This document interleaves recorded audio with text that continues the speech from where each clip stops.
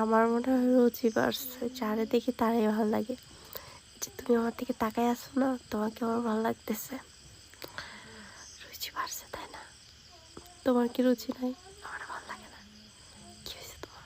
সবাই টাকা পয়সা কামায় বাড়ি গাড়ি কেনার জন্য, আর আমি টাকা জমাই আমার জামাইরে যৌতুক দেওয়ার জন্য। কারণ আমি আমার জামাইরে 5 লক্ষ টাকা দিব, একটা বাইক দিব, একটা বাড়ি দিব, আর 1 বিঘা জমি লিখে দিব, বুঝছো?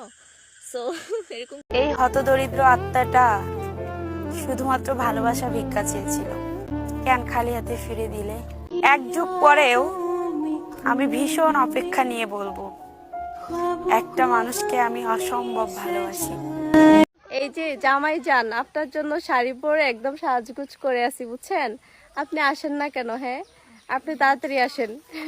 ট্রেন দিয়ে আসেন, নাহলে বাস দিয়ে আসেন, নাহলে হচ্ছে এরোপ্লেন দিয়ে আসেন, তারপরেও আসেন, আমাকে নিয়ে যান। এই যে দেখেন, আপনার জন্য সাজগুজ করে একদম লাল হয়ে আছি, মিষ্টি হয়ে আছি।